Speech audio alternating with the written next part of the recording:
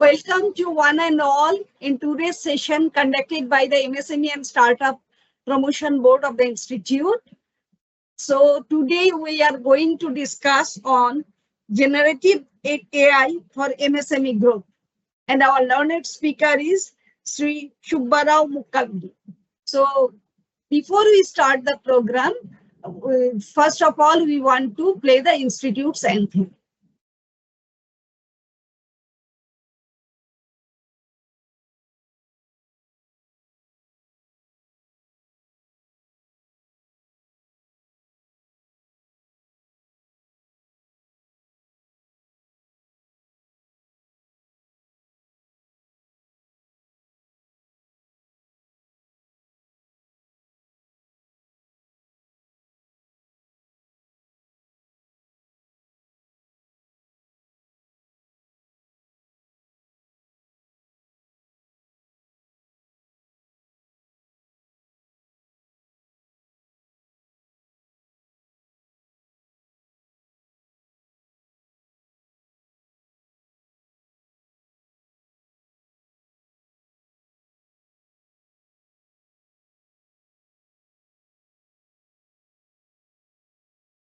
Sound is not coming, madam.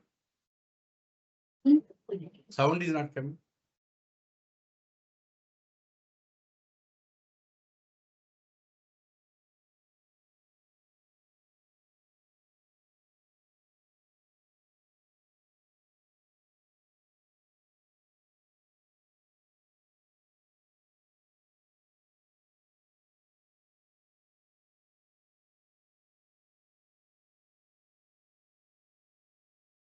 So welcome back. Now I'll request our chairman of the board, Dr. KCH Murthy sir, to please say his welcome address for today's programs.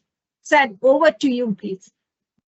A very, very good evening to all of you on my personal behalf and on behalf of the MSME Startup Promotion Board and on behalf of the Council of the Institute.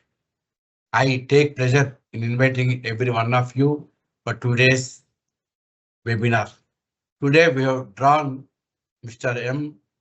Subbarao of Hyderabad, who is going to deal with you generative artificial intelligence. How does it impact the growth of the SME industry or MSME industry? Friends, in this year, I am the chairman of this particular committee or subcommittee, and we are planning many number of activities to take the care of the needs of the MSME industry as a whole. Last year, my colleague Mr.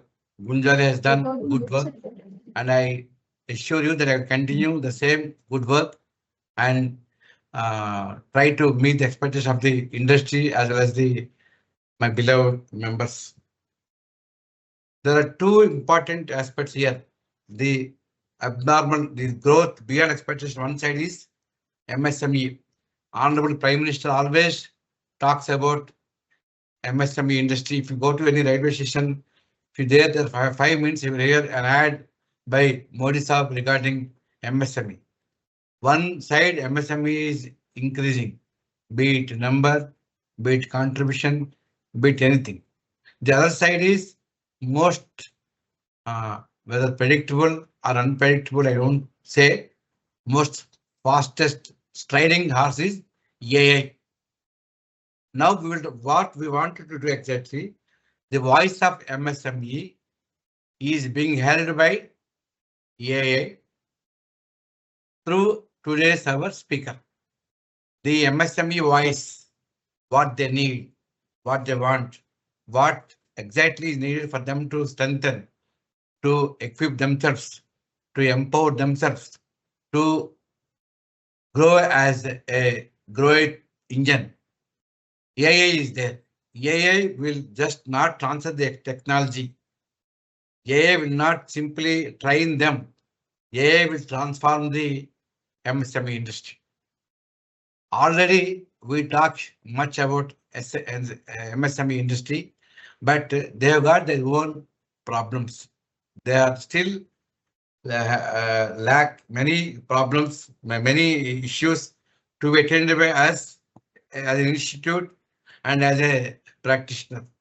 Friends, this NASCOM with Meta has released recently one report, one study.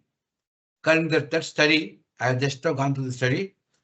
There are many areas where the industry, I am referring to MSME, requires the involvement of professionals like CMEs, data, data entry, case studies, toolkit. They don't have a toolkit with them in the language of artificial intelligence.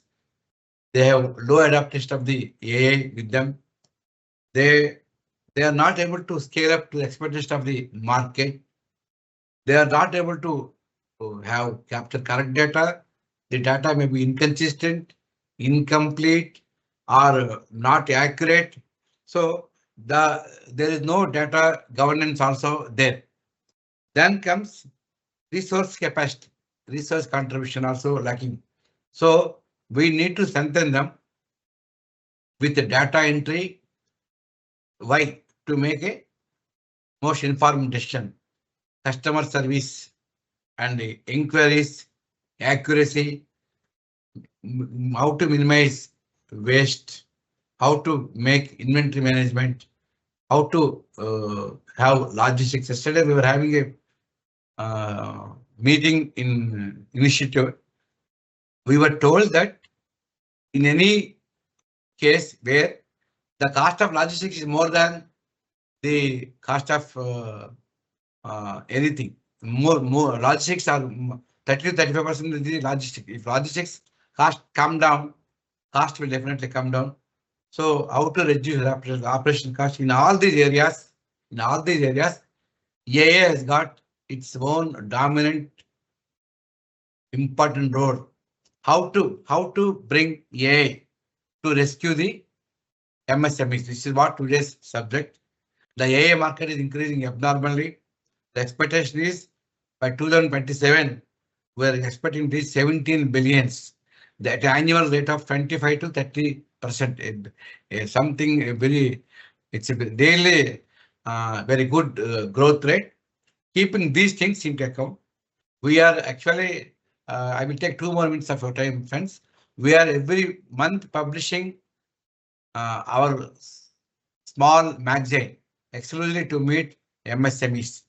And we are publishing the interview of the successful entrepreneur MSMEs. And we are also giving encouraging the people with some awards. We are having webinars and we are having national programs for exclusively meant for MSMEs. Keeping these things into account, today we have drawn a learned person from Hyderabad, Mr. Mukkabali Subbarao, who wrote more than 20 books, both on the industry and also management. I read 3 or 4 of the books also. So we have drawn him with a request to help you, to assist you, to empower you, to encourage you, to enlarge your knowledge on the subject. I request Madam Sundar Chakravarti, who is the backbone of this committee, being secretary. She is doing excellent work in doing all the things. Coordination goes to only her, credit goes to her. Madam, with this opening remarks, I request you to introduce the speaker to all our learned, beloved CMEs, and let us go ahead. Thank you, sir. Thank you for your nice deliberation and introducing. You are trying to introduce the subject very nicely, sir. So now, before we ask our today's learned speaker, a little brief about him for the audience. Today, we are discussing on generative AI for MSME growth. Our learned speaker, Sri Subbarao Mukkabali, an entrepreneur, generative AI strategist, and transformation executive with over 3 decades of experience. He has led large multi-service delivery programs across BFSI and public infrastructure, architected more than a dozen high-performance enterprise platforms, and helped organizations to achieve 50x client scaling, 4x efficiency and 30% plus cost savings. Sri Subbarao founded two startups, Skill Structure, Skill Culture, and FOSE. He has advised 20 plus enterprises on digital enablement, operating models, and governance. Previously, he served as executive director and CTO at Carvi Insurance Repository, CTO at KFin Technologies, and co-founder and CTO at Validas FinTech. He is a registered independent director, certified cloud practitioner, and Scrum Master, and the author of 14 books and 40 plus online courses.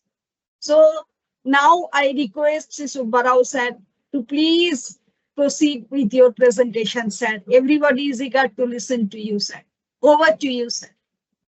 Thank you, ma'am. Thank you, Chairman, sir, for your crisp and very, very inspiring message. Very, very useful data points all of us have learned. Thank you, Sumta ma'am, for giving me this opportunity. Thanks, everyone, for turning on. I see about more than 80 participants uh, on a working day. During the working time, it only underscores your commitment to learning and the culture of the institution. So I'm so glad that I'm part of you today, at least for a couple of hours, at least for an hour or so. I will do justice to the collective time of all of you. We will have about 85 members here, 85 man hours. It's my duty to make sure that they are well spent. With that said, let me share my screen and open my presentation. Can all of you see the presentation? You can just in the chat window, uh, you can just say yes, or one of you can speak if that is visible, audible. Ma'am, can you see my screen? Sir, we are able to see. Yes, sir. Okay, so Yes, sir, it is visible, sir. Visible. Yeah, okay. I just needed that confirmation. Yeah, absolutely. So today broadly we are going to cover one important aspect. How does one become an auditor to an accelerator using generative AI? How do we move from managing balances to managing radiating brilliance? That's the topic of the day. Madam has given a wonderful introduction about me. I don't want to bore you further. If you are ready to begin, please switch your phones off and switch on your minds. Those who are um, watching from the mobile, I would request you to switch to a desktop because you will only be able to see that much more better from a desktop. With that said, let me continue. This is what I've always reckoned as CMA. You are the lords of the ledgers. Lord of the ledger who is someone who solves a problem that we know never ever existed in a way that we don't even understand. So I have a special respect for the financial professionals like you who are the wealth care providers, magicians, and chief future officers. I understand that there are a lot of young professionals sitting here. Uh, we are all at a very opportune time, and in sometimes I feel so thrilled and sometimes envy of the youngsters. They're born in such a great time with so many resources at their disposal. So there is every reason why young entrepreneur, or entrepreneur, whatever we call it, should do exceedingly well. That is what I believe. So. Talking a little bit more about the CMA profession, you are the number navigator, cost crusader, commanders of cost, and then there are several adjectives that go on. That's what I believe is the cost power of the cost accountant. While some of the chartered accountants, I'm not trying to bring a rift here. Some of the chartered accountants or cost accountants are restricted largely to a particular audit or a tax related thing. There is a need for all of us to move away from the mundane activities like balancing accounts or audit or some adherence as in the compliance part of it, to much more better things, to the advisory, to automation, to analytics, assessments, assurance, advocacy. Why are we talking about all of these now? It is because we are at such a great time, an opportune time where artificial intelligence has come and broken the barriers of the entry. It has democratized a lot of things like intelligence or knowledge or creativity. This is a time that where we have to really make use of the technology to go into each of these areas, not restrict yourself to an accounting or audit or adherence, which is compliance. There are many more things like advisory, analytics, assessments. Most of you must have seen a recent posting about Deloitte using artificial intelligence, not using it responsibly, and then getting caught and then having to repay. Now the point is, I'm not as much worried about the Deloitte in Australia. The point here is that whether it is Deloitte or any other big four company, without naming them, when they're all using ChatGPT or artificial intelligence to um, augment their work, if nothing stops an individual like us to responsibly use artificial intelligence, uh, really double up and then make sure that we do a human in the loop checks and start competing with the biggies like that. So that's the time that I'm talking about. Fundamentally, artificial intelligence has created a level playing field where the knowledge and intelligence are no longer the gatekeepers of the opportunity, and there are that brings uh, Deloitte or any big five auditor plus on one side and an individual on the other side. We're all equal. So the value of intelligence has drastically come down. Value of creativity has drastically come down. It all means to say that. Um, when we make best use of the artificial intelligence, the systems that we have, yes, we will be able to do tremendous things. The one realization all of us must have is that we are beginning to have new colleagues, maybe about 1% of the team members, 1% of the industries have started to see that. But come 2030, we are going to have multiple new colleagues in the form of conversational bots, autonomous agents, user interface crawlers, even humanoid bots. Something that we see only in China now, but they will slowly come in to workplaces and the homes. What we need to pay attention to are the autonomous bots. Autonomous bots are almost like our colleagues. As much as we have organization structure consisting of the humans, we are soon going to have our artificial intelligence um, drawn out org structures. So there will be um, a hierarchy of artificial intelligence agents who will cross report or something like that. I'm not surprised that if a CPO function, which is a traditional CPO function, will get changed to, it's no longer a chief people officer, it is a chief workforce officer function. And at some time, the juniors will also have to report to an AI agent. Such is the environment. I'm not talking about a Hollywood movie, which is picturized around 2050 or 2000. All of these are going to happen in the next 2 to 3 years, and most likely less than that. What has happened so far? The top leaders using generative AI are already realizing 10x of the ROI. On an average, less than 8 months is all it takes to realize the value. Out of that, 40% already said that productivity has tremendous. There are use cases of productivity improvement and things like that. Of course, the challenge is always is the talent, the people understanding or accepting that AI is coming to the workforce continues to be the big problem.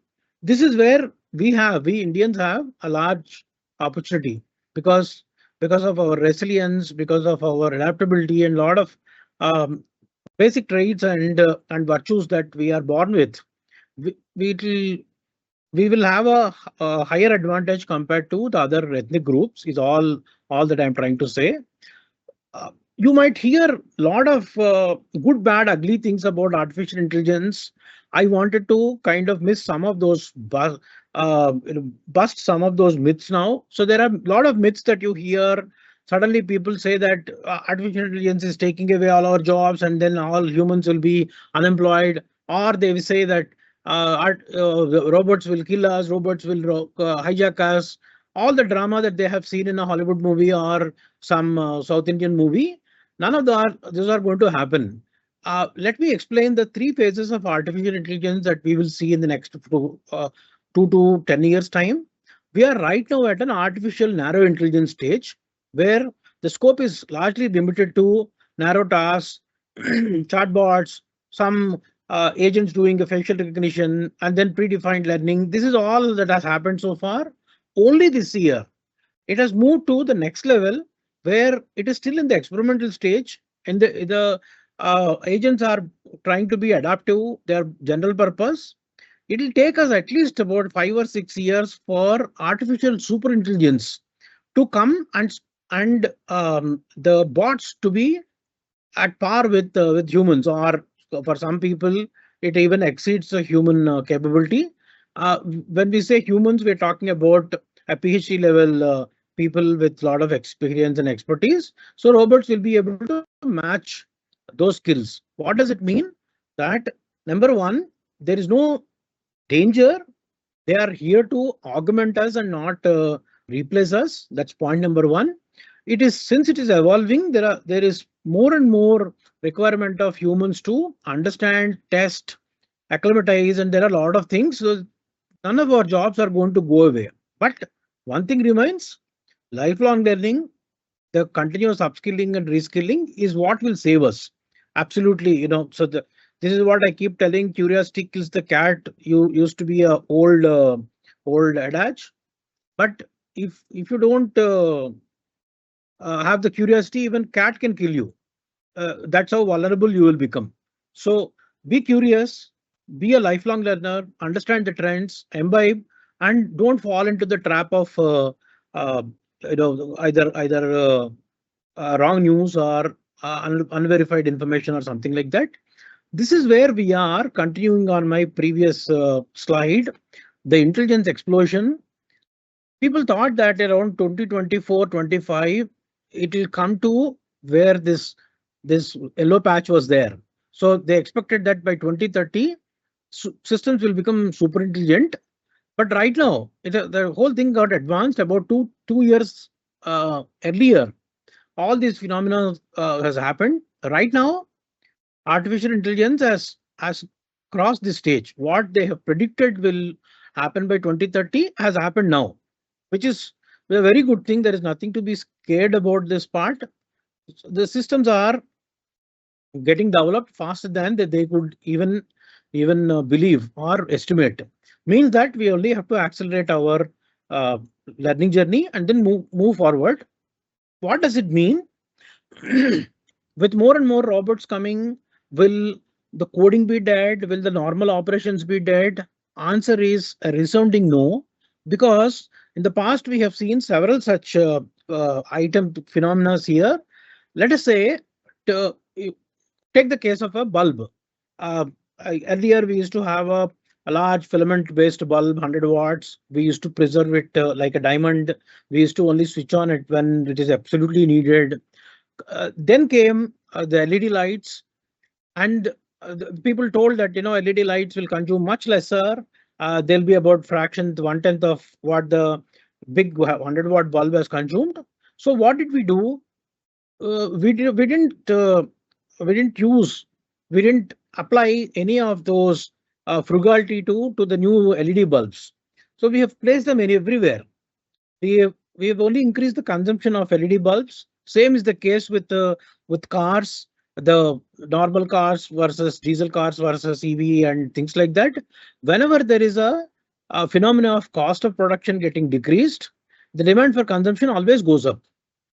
Whether you take LED bulbs or cars, or even our consumption habit like food.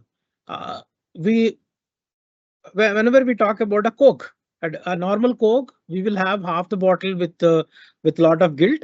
Whenever we think of a low calorie, low sweetener, Diet Coke, we tend to have double of them.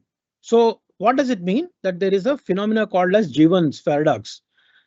Understand that if you should Google, you can Google if you require. Uh, Jivan's effect is always there on technology. As technology becomes more and more available, people will adapt more and will start to use more and more. So, in contrary to the belief that you must have had, was contrary to the rumors that you had that programming is dead, coding is dead, you are only going to see at least about 10 to 20x more programmers here. Why do I say that? There are two reasons.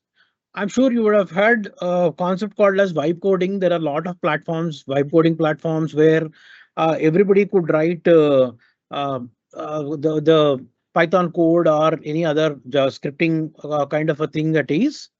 I see a lot of CMAs and CAs already learning a lot of those things, so much so that some people have actually stopped their practice and got into a full-time vibe coding and you know the Python development.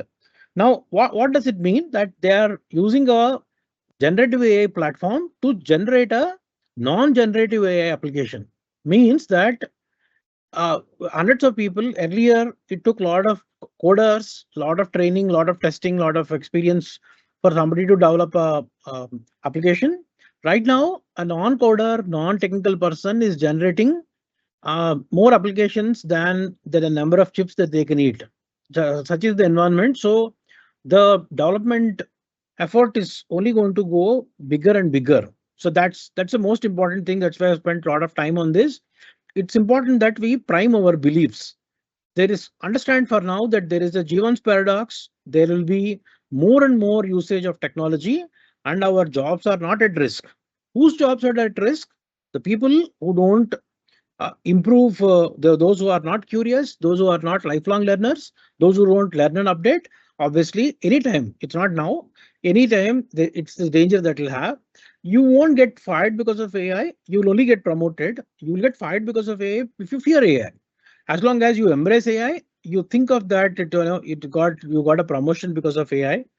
AI today helps us reclaim time from mundane activities, part of which I'll show. About 20 minutes I have set aside for showing you some practical things instead of continuing with the boring the session like this, a theoretical session. I will also get into some practical elements now. But then the point is that use artificial intelligence to help you reclaim time from all the mundane activities. There is at least about 80% of the mundane activities we do on a daily basis. There is a chance that we can drastically cut down on those and reclaim at least 2 to 3 hours of time. 2 to 3 hours of time is huge. I don't need to tell CMA how much is what is the opportunity cost for 3 hours in a day. 3 hours in a day is about 100 hours or so. Is like couple of weeks additional. So every month we will have, instead of 4 weeks, about 6 weeks. With what do you do with those 6 weeks? You are much more aware of those additional weeks and how to utilize. So winning with the AI is a team game. Pair with your colleagues. Understand that more empathy that you have, more emotional intelligence you have, more you will team up with your colleagues. The more you team up with your colleagues, the output will only increase. Output only will double. 2 plus 2 is actually 22 in the case of AI. It's not 2. 2 plus 2 is 4 or 5.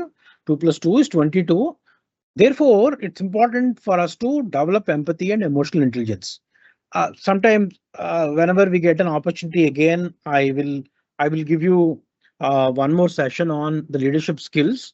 Uh, I will request Chairman Sir to give me 1 more hour like this sometime. But then for now, please understand that emotional intelligence and empathy are the key elements. Right now, the communication skills are three-dimensional in the age of artificial intelligence. Earlier, it is sufficient if we had a communication skill, being ability to communicate with our colleagues. It's no longer the case. We should be able to communicate with our own self, others, and with machines. Ability to communicate with the machines will directly impact your career, how much time you'll spend in your office, who do you pair with, which restaurant do you go, what is the holiday you will take. All of those are determined by the third communication skill, your ability to speak with the machine will literally determine what kind of meetings that you will have, what kind of people you pair with, and there are tons of things. I cannot emphasize the importance of a third communication skill. That's the most important thing. Also remember one thing, AI lacks empathy, AI lacks ethics, and AI lacks explainability. These are the three E's of AI. These are three shortcomings of AI. AI doesn't have empathy, AI doesn't have ethics, AI doesn't have explainability. Do people have ethics? We'll not get into that subject, but at least AI doesn't have ethics. AI cannot explain things that, let us say, if we deploy some AI bot in a surgery, let us take the case of a surgery. It might do the surgery, and then if we ask why did you do this procedure 1, 2, 3, 4, it will not be able to explain, because next time it wants to do something on somebody else again, it will follow a new pattern. So it lacks explainability till the time that these three E's come to artificial intelligence. Humans are safe. So we have to play on our empathy, we have to play on our ethics, we have to play on our explainability. As long as we are explainable, we have ethics and empathy. Look, no robot whatsoever, be the size of it, the power of it, will be able to replace a human. That's, please understand that. So understand that you like chairmans are told, it is all about data, it is all about analytics, it is all about understanding the situation. Like chairmans are told, logistics is what takes about 30% of the costs away. Means that somebody has put in the data, somebody has collected the data, somebody has analyzed, and somebody has applied the mental models. These are the most important things of the game, the new rules of the game. So you, as particularly the CMIS, I only can advise you on one thing. You are here to optimize the costs, optimize time, and every countable resource. It's your duty. It's you. It's not your duty. I don't want to say that it's your duty. It's your fortress. It's your advantage to optimize it. So reimagine all the user journeys in your workplace. Do a triage. You see what is the intake, what is the um, a particular route it is taking. Assess that part, and then find the route, and then optimize it. Find out all the items that could be replaced, optimized, eliminated. When you do all of those, when you do the triage of a particular process flow, you will be able to quickly understand the implementation scope for generative AI. I'm not talking about AI in general. I'm talking about generative AI. There is a subtle difference, but enough to understand now that you will have to use generative AI to even reimagine the user journeys. The triage is what you will have to focus on.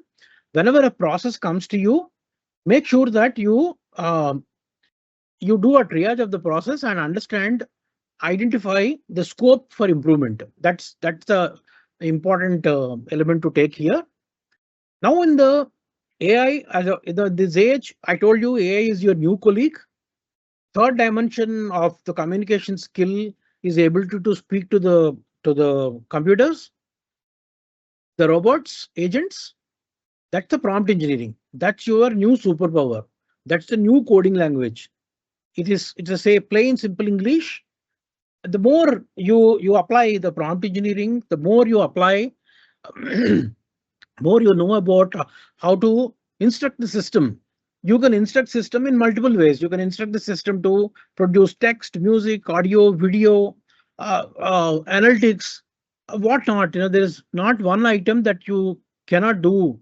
Uh, uh, you cannot implement when you use prompt engineering effectively. So if somebody tells you that if you have to learn only one skill in this era, at least in the next 1 to 2 years, till the time artificial superintelligence comes, prompt engineering is your best friend, your best strength. Understand that. More time you can spend on prompt engineering, sharper will be your skills, sharper will be your output. Now that's the part that I want to to cover for another half an hour or so before I conclude.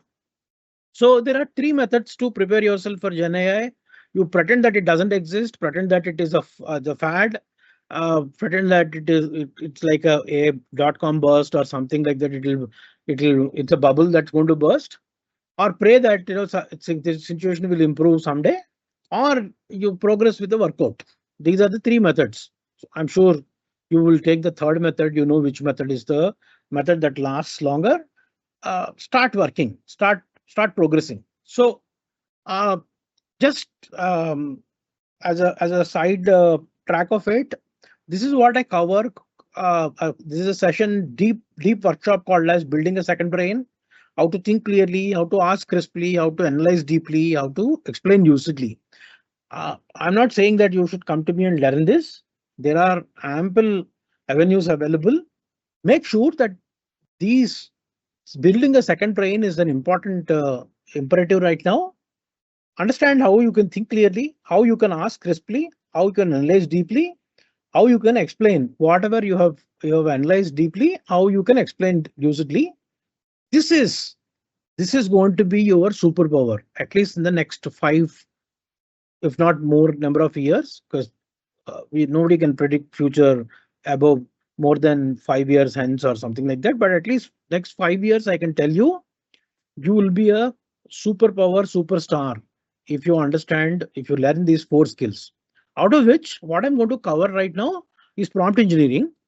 I'll touch upon each of these areas, but prompt engineering, as I've told you, is your most important skill which can differentiate you. So let us spend about half an hour in understanding what prompt engineering is about. And then before I conclude, I'll give you some practical examples and then we'll complete it.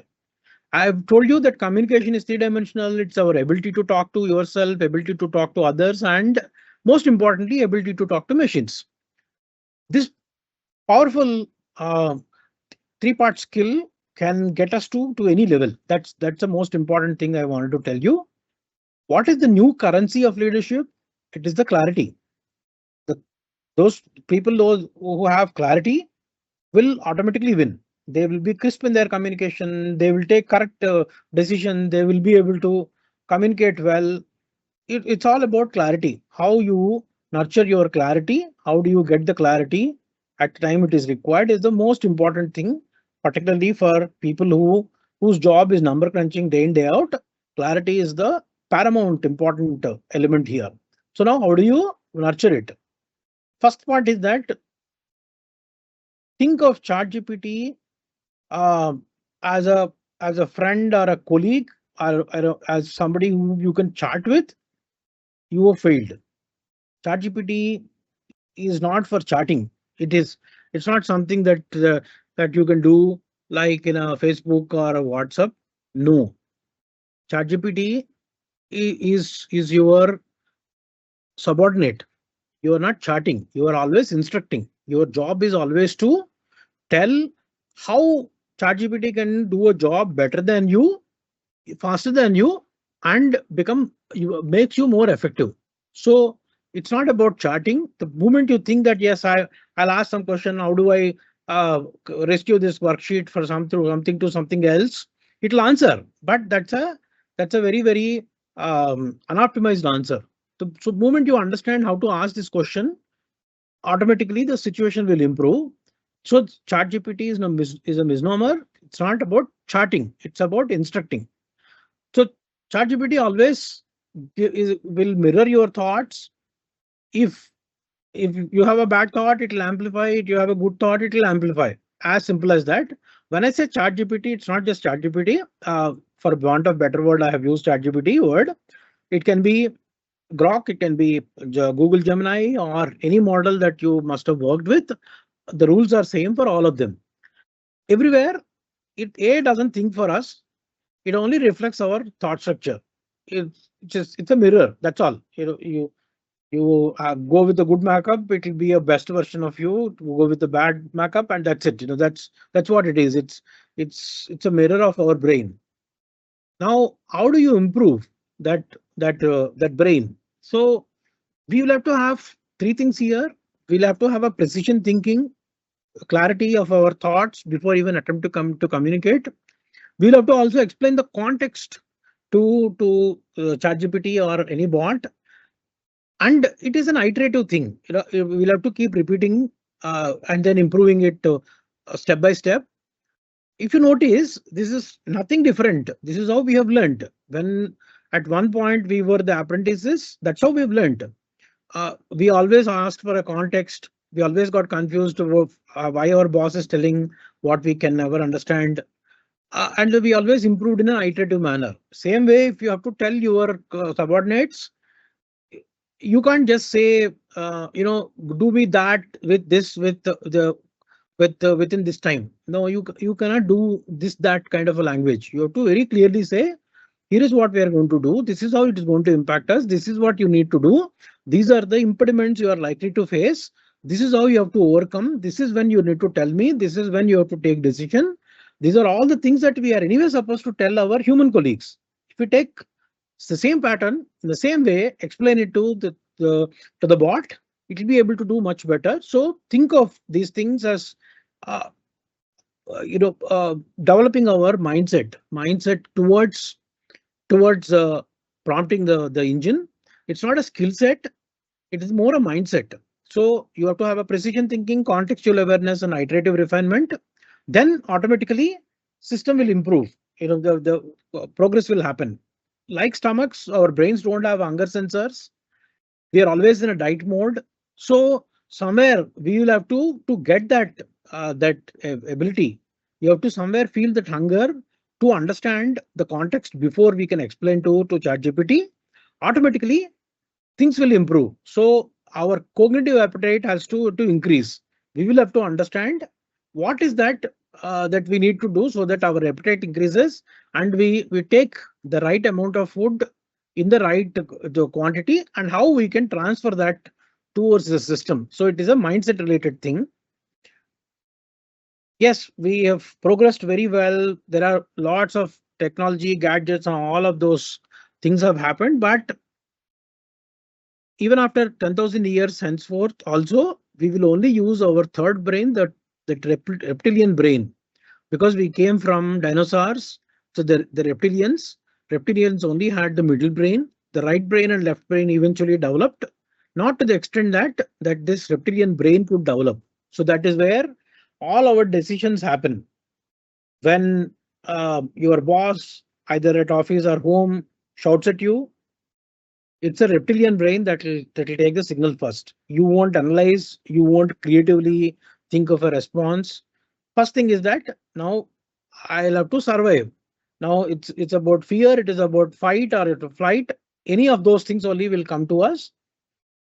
I'm sure there are a lot of people are very youngsters here, but those who are married can understand. So whenever your wife tells you something, automatically your response is not, how do I logically counter her? How do I emotionally blackmail her? No, first you have to run away. So that's a point that I'm trying to make. That's a reptilian brain that will make this decision.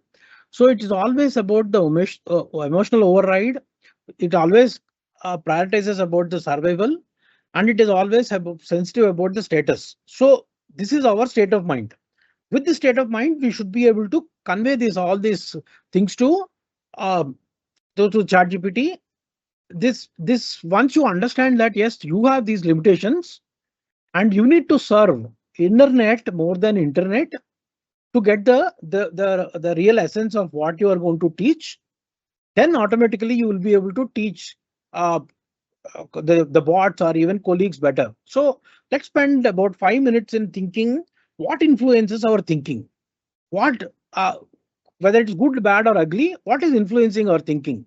Number one, it's all our values and beliefs which we've imbibed, whether it is a cultural background or any other priming that we have had, our education, experience, environment, uh, any of those. If you even believe in spirituality, it's our past life, the karmic debt that you inherit from your last incarnation. There are a lot of things.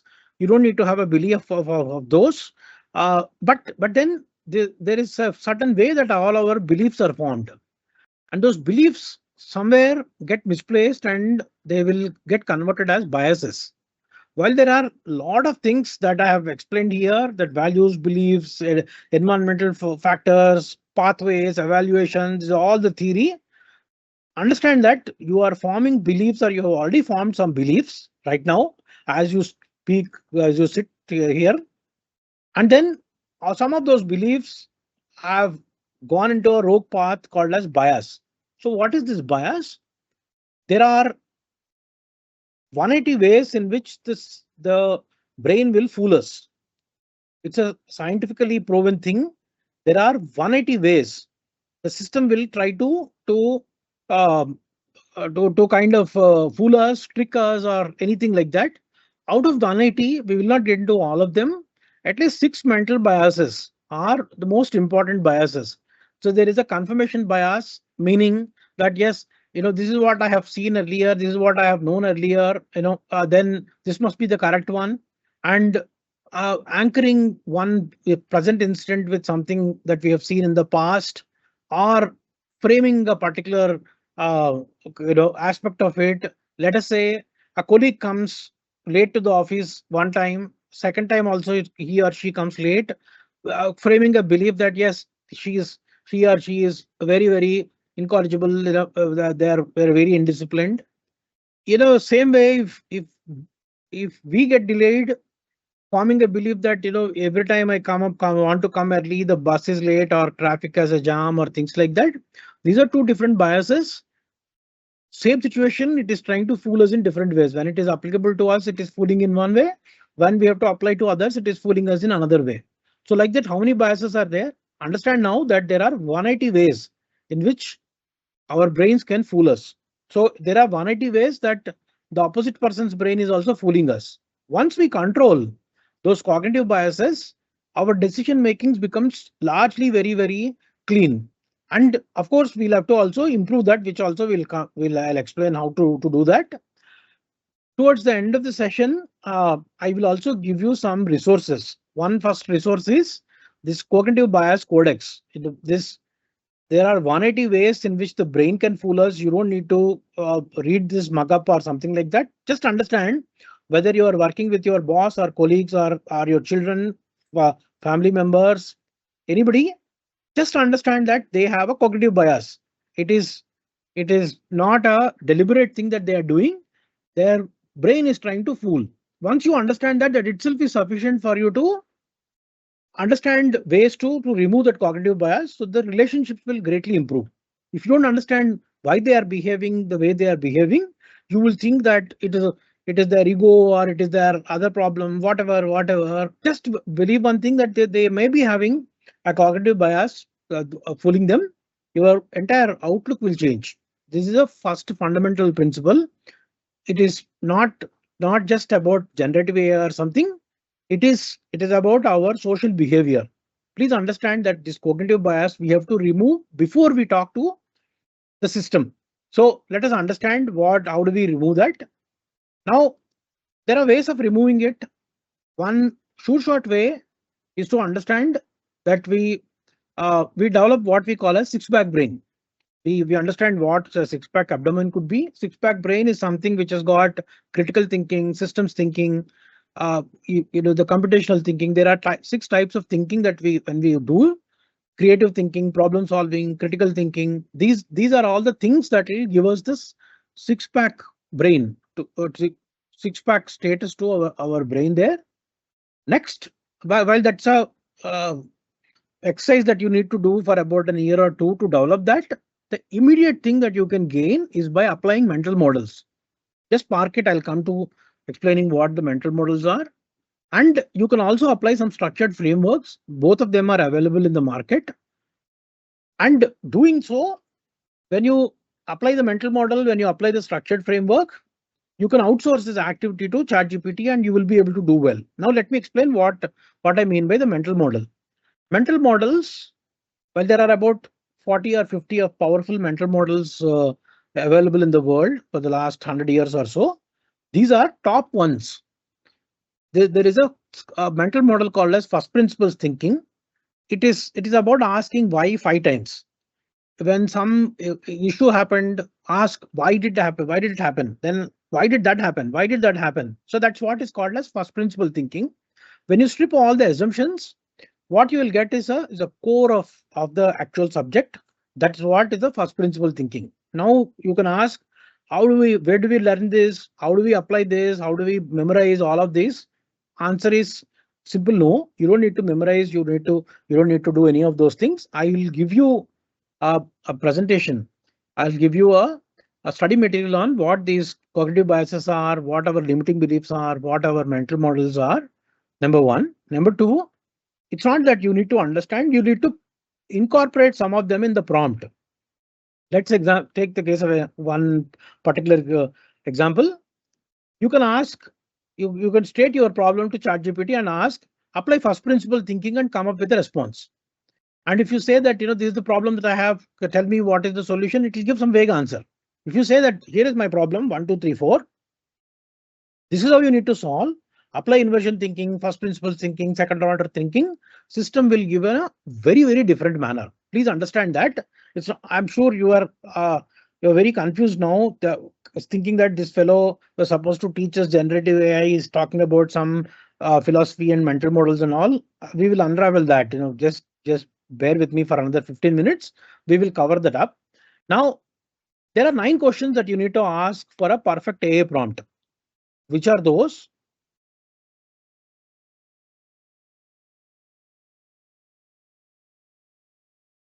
What should AI think like? What do I want back from AI? What is the job that I need to give? What tone it is supposed to answer? Are there any limits? For instance, if I have to create a presentation, should it be 20 slide presentation or a 100 slide presentation or something like that? Who is this for? The most important thing is the target. Why are we developing this? Is it a board pack? Is it for a client presentation or a prospect? How should it be shaped? What is the method that we need to use? So these are the 9 questions. Don't worry, I'm anyway going to give you a lot of reading material on all of these things. Just understand for now that these are 9 essential questions. Once you understand that, you will also realize that these are the 9 questions we are supposed to ask even our human colleagues. It's no different. Just because we don't understand, realize, and we don't take time to ask these 9 essential questions, we will always get ourselves into trouble. We'll always get others into trouble. This is the main problem that all of us face. So now, how do we structure all these nine activities? Now, remember, there is a framework, a simple framework called as prompt map. So there is a persona and there is a result that you will expect. You have to clarify one objective, clarify the mood, clarify the parameters, target, method, all the anticipated challenges, and finally, is there is any precedent before, any example that you can give. Then now, how do you execute that? All that you need to do is to just take a screenshot of this, go back to your ChatGPT and say that here is my framework, here is my problem, ask me questions, I'll clarify, then do 1, 2, 3, 4. So your ChatGPT will understand, oh, okay, he is following a very structured approach. Let me ask questions. It'll ask, who should I act like? Then you say that, this is what you should act like. What is the result that I'm expecting? First, who's the target audience? What should I cover? What should I not cover? And things like that. So these are the things that system will prime you. So what are you trying to do here? You are, instead of going in a very, very unstructured way, you're trying to put thoughts in a very, very structured manner. Now, what is the persona? It is like act like a senior auditor, act like a forensic auditor, whichever, with some experience, something like that. So system will understand. Result is that this is exactly what I want. Write a 3-paper onboarding email. What should you do? What is the objective? So this is the method. This is how you have to do 1, 2, 3, 4 things. This is where we will greatly enhance our prompt, which also I'll tell you. And this is for a generic thing that we make it friendly or analytical or bold or whichever. And then you define a boundary saying that keep it under 300 words, explain it like I'm a 6-year-old or a non-chartered accountant, non-CMA kind of a person, because your board is not neither of those. So they have to understand those are the parameters you'll supply. Then you say that here I have to give a presentation to my board. This is what I'm supposed to do. And this is the method that you need to follow. So the method could be in multiple ways. All that in the next 5 minutes or 10 minutes, I'll cover that. Don't worry.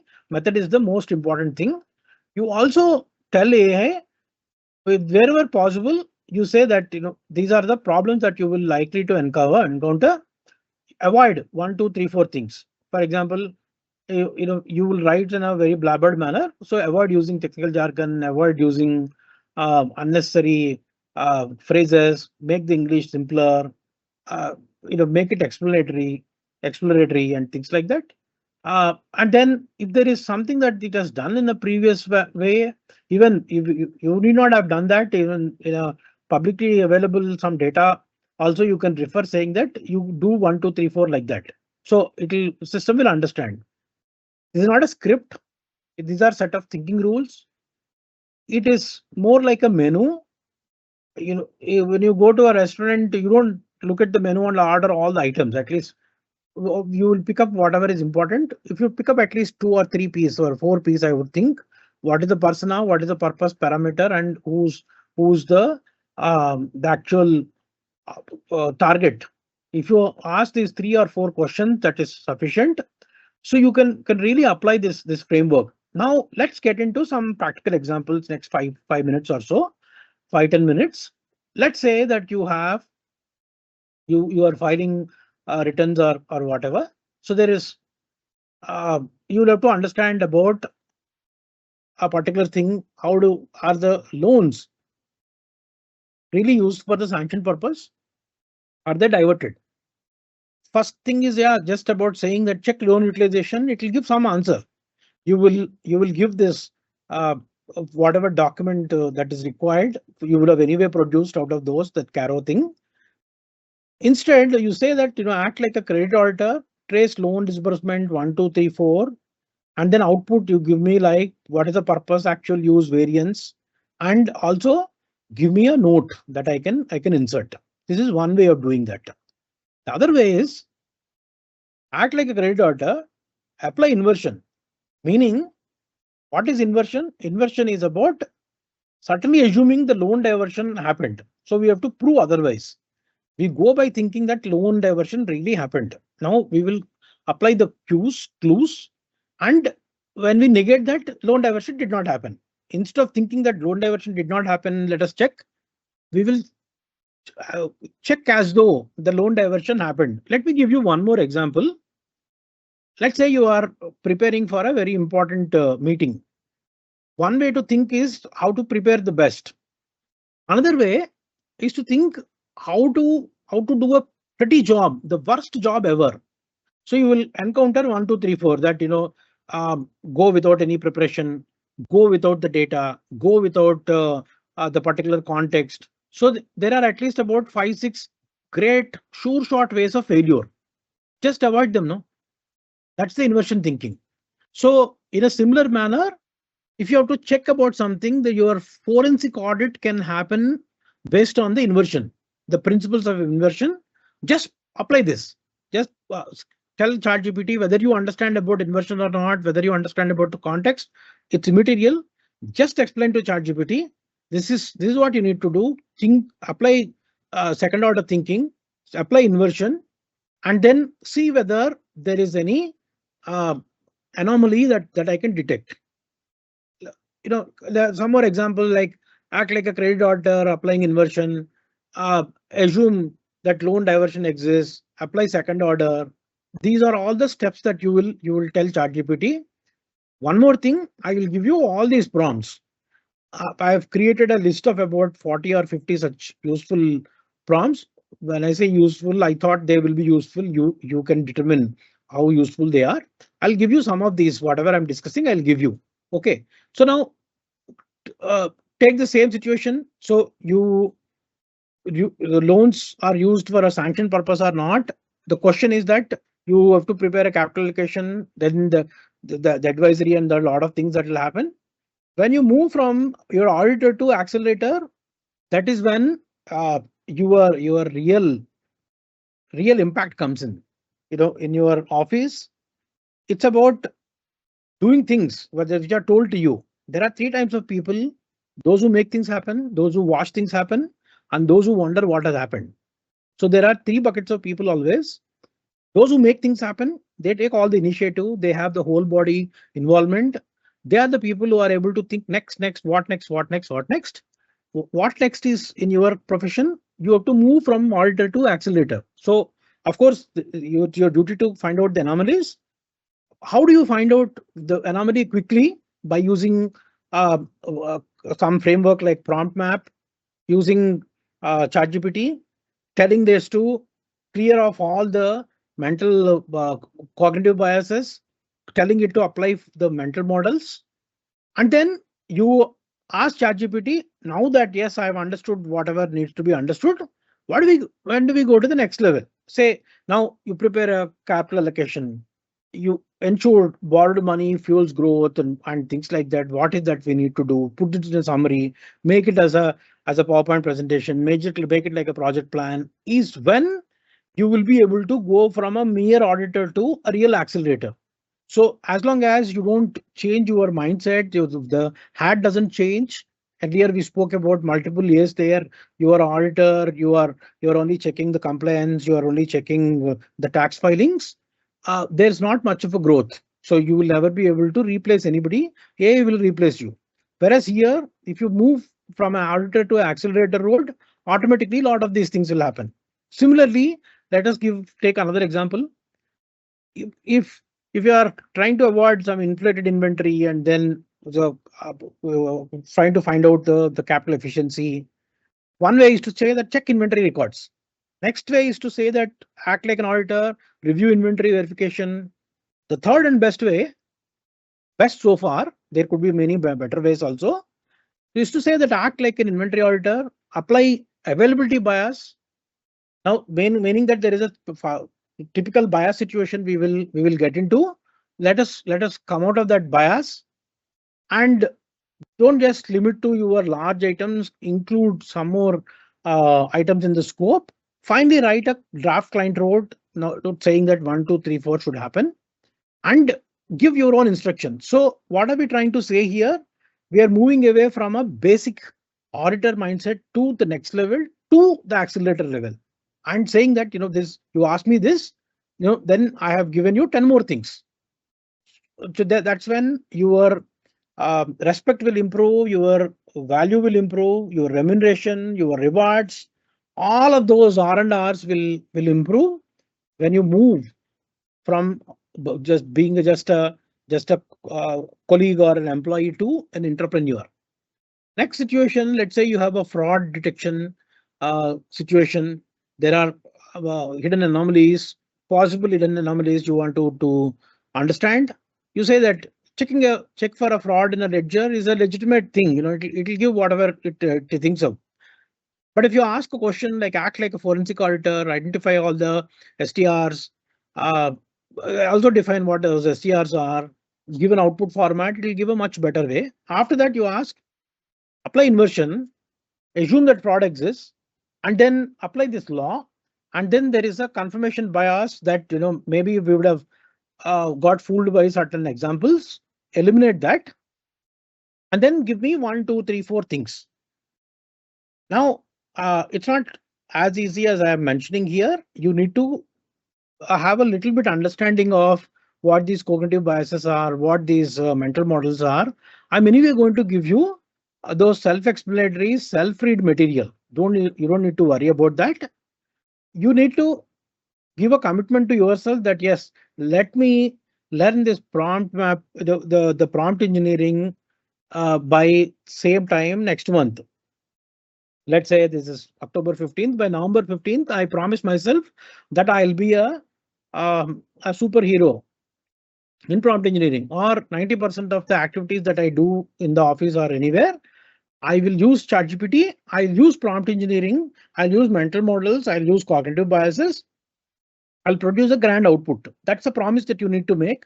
Spare about a couple of hours for this activity, then you will be able to do. There are a lot of examples that I have like this here.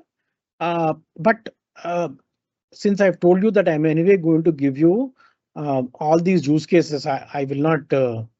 I'll not bore you further with each of these items here. So the examples are, there are cash losses. You identify the risks of a survival, a long-term viability of a particular, you know, a particular project or an idea. How do you ensure transparency in your RPTs?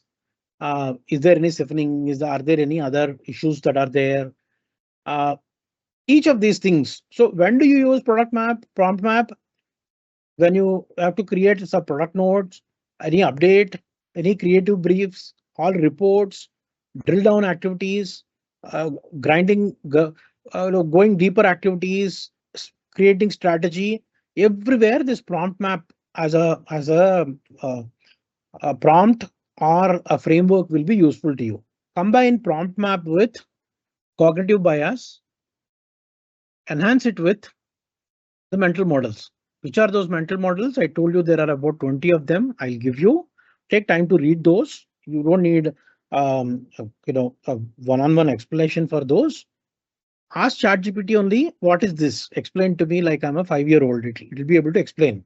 But whatever material that I give you is a highly curated material. This is what I have done pre-ChatGPT ages also. Now I am able to use that. So take it take it with certainty that they are all going to help. Or one way to ask ChatGPT or even Google, ask a simple question: who uses, let's say, first principles thinking? So you will definitely find a case study of top 3-4 leaders like Jeff Bezos, um, somebody like that, saying that when there is a problem in our office, when there is a new project that need to be done, this is what we have done. Elon Musk will say that, I manage about 100 disparate businesses, but each of those problems, I know that pattern of problems are all similar. I use first principles thinking. This is what they use. This is what we have not used. There is no additional resource required, just the mindset and prompt. ChatGPT has given us that advantage. Understand one thing, that AI will always do its best. It's your job to tell what the best will look like. So what is the best will look like? With something endowed with the prompt map, endowed with uh, enriched with mental maps and mental models, and doesn't have the cognitive biases. When you have these 1, 2, 3, 4 things, automatically the system will improve. Remember, if prompt map, if you forget, remember that polite robots often make perfect team members. So always precise. There's a mnemonic. If you will remember prompt map automatically, just in case you forget. But all that I can tell you is that keep this screenshot next to you. Always give this to ChatGPT and say, follow this prompt map framework, ask me questions, and I'll give you the answers. So what is the advantage of this? It's beyond AI. It will help you with a clear communication, better leadership, structured thinking, and your efficiency of not only you, your team also will increase. Because what is your team now? Your team comprises of some bots and some humans. So when you are able to improve the efficiency of both of them, automatically you are in a very, very high position of advantage. This also the template I'll give you. Act like a persona. Your job is to do some objective, write a XYZ result for a target in a tone with these parameters, using this method, avoid these challenges, match the style of president. So you can instantly take a screenshot of this. You can keep it. You can freely distribute it. I have written a book on prompt engineering. I'll also give you that free of cost. You can download. All I request is, I will I will post about our engagement now on LinkedIn. Kindly comment on that post, and then I will send you all these materials. I'll also tell you which material that I'm going to send. So you are at free to use each of these resources. These are all the prompt map. Everything that I have shown you is all my proprietary thing. There are no absolutely no. Um, caveats or any other things here, please start using prompt map. Like prompt map, there are many more examples also, which I will give you. One example, such example is you can go to promptgenie.in from your system. You can collect that.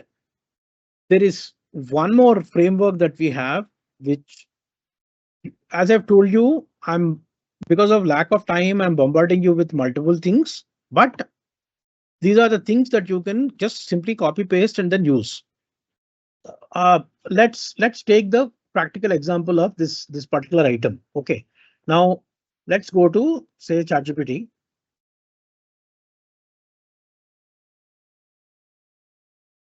Okay, so now let me take a screenshot of this.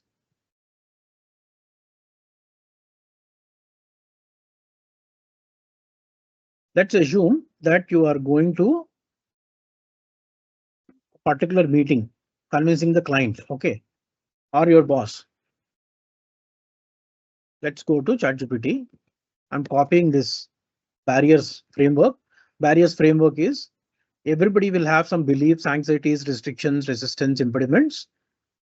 Any work that we take, this is a barrier that people will have. They'll have some beliefs, they'll have some anxieties, they have some restrictions. Without this, you say, I need to present a um, new proposal to my supervisor about how efficiency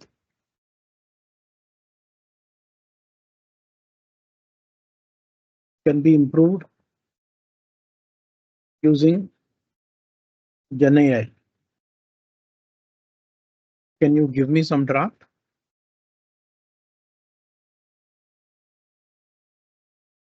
Okay, now it's a very generic question. There is no pattern to this.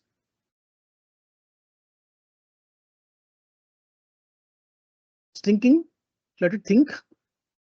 It will give you some vague answer.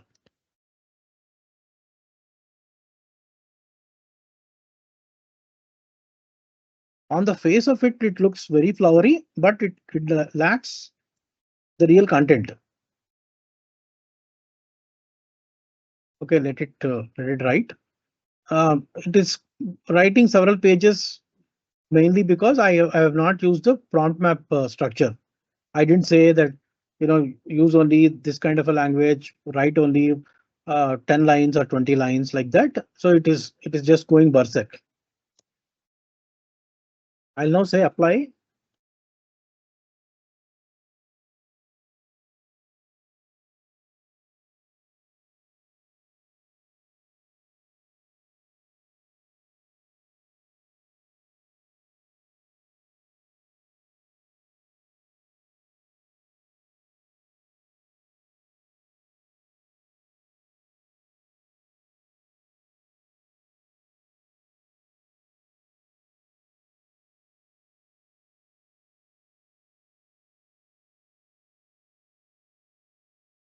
What did I do? I have applied the barriers framework. While it writes the answer, let me go back. Whenever there is a proposal that you need to give to your client or whoever, whatever, understand that they have certain beliefs. Which are those beliefs? These are largely stemmed by the cognitive biases, their past experiences, whatever. They will have some anxieties, they'll have some restrictions. Maybe there is some time constraint, whatever. Then there is some resistance, largely because of these beliefs. They'll have some genuine impediments of lack of money, time, whatever. Then there'll be some exclusions. They'll have to exclude certain things. So these are all the fundamental things. So now when we applied this, it has mapped the beliefs and anxiety, restrictions and this thing. It has given us a proposal which is much crisper. So this It is saying that we will work within the security and restrictions from the day one. This is what will happen. The key impediments and scattered knowledge it will address. Operational roadblocks it will address. Now you can say that yes, yes. Now give me if one page document incorporating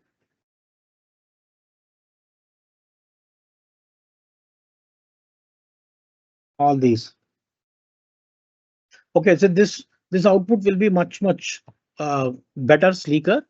While it does, you can use a similar kind of a method for generating images, generating videos, audios.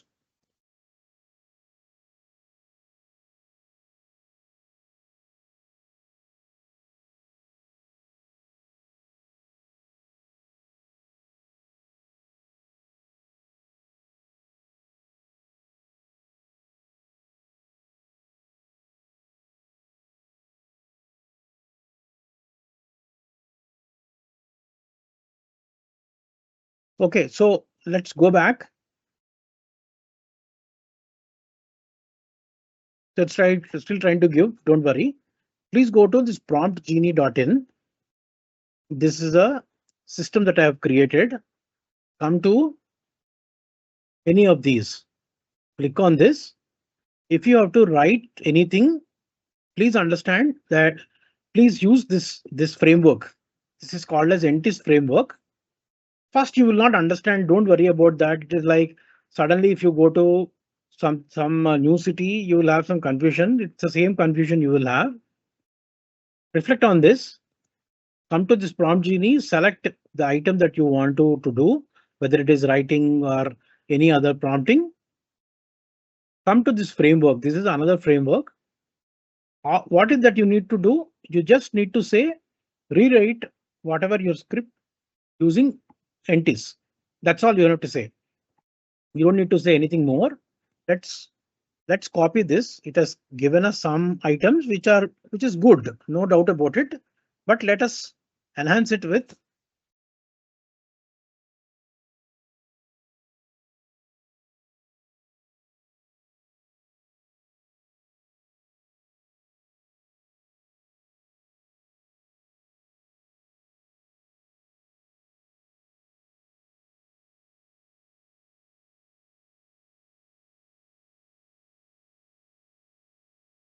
we'll conclude another 5 minutes, three minutes.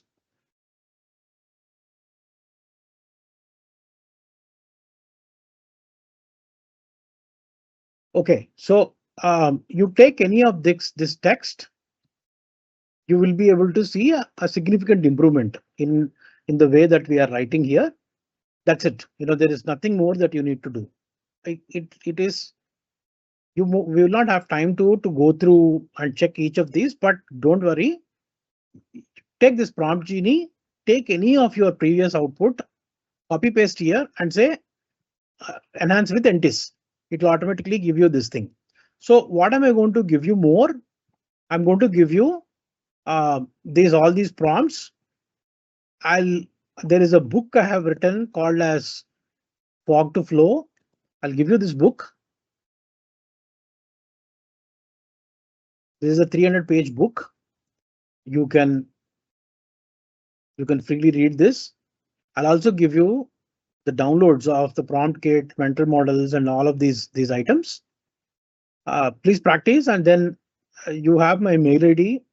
You can reach me in whichever ways. I'm glad to further assist you and support you. With this, thank you very much. I'll conclude my session. Over to you, ma'am. This is what I have to cover in the short span today.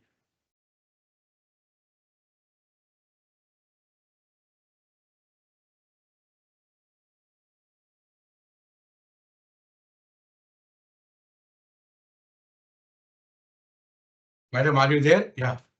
Yes, sir.